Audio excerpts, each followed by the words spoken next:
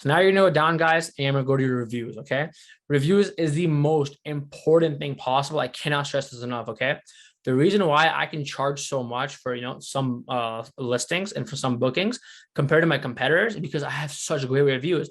A lot of people, when they have money and they want to book, they're gonna book your place even if it's an extra $100 a night, because if you have such great reviews.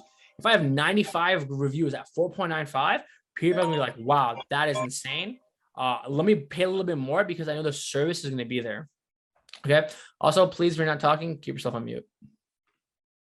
I don't know if you guys remember, I had an Instagram story I posted. I had one of my units booked for about 16 days for about $5,000. That's this unit, by the way. Somebody booked literally these days right here for $5,000.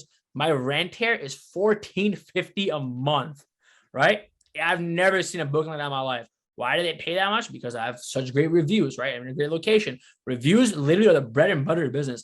If you guys get bad reviews on your units, you're fucked. Like, you're literally fucked, right? Do not F up your reviews. It's very important, specifically in your first 3 reviews, because what happens is when you start hosting and someone leaves a review, it doesn't give you a score out of 5, okay? It just leaves it there. When you get your 3rd review, that is when it will give you a score.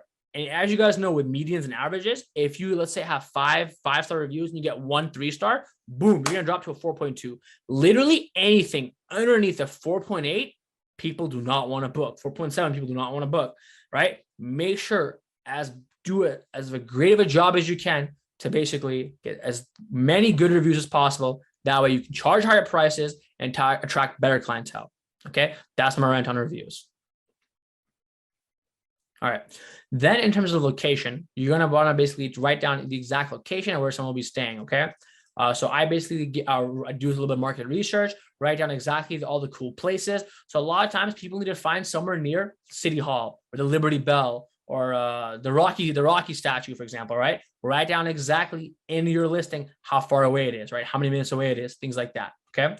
Then getting around with a situation like Uber, the bus routes, SEPTA, rail lines, get all the information and write down for them. A lot of people are very, very happy and will leave you great reviews, mainly because you had all the information there for them and on how to get to where they want to go. Okay. All right. Then go down here. It'll be like your host profile, write something a little bit nice about yourself, something, relatable. And then during your stay, I always write this in every single listing. I will be accessible 24/7 for my guests, either via phone or through the Airbnb app. Expect a quick and prompt response. I give my guest space, but available for every inquiry. Contact me now so we can begin arranging a perfect vacation. Okay. These are all my VAs all my VAs here are co-hosts. Okay. So these co-hosts basically run the entire operation and an entire show for me. Okay. Now, that's pretty much every single thing that it takes to create the perfect Airbnb listing. Okay. You do all these steps, every single thing that I told you, and you will have the perfect Airbnb listing, photography, photos, description, everything, right? You are pretty much the hottest girl on Tinder at this point, right? The best looking listing on Airbnb in your area. That is your goal. Any questions about this? Quick question. Have you seen having pets affect reviews?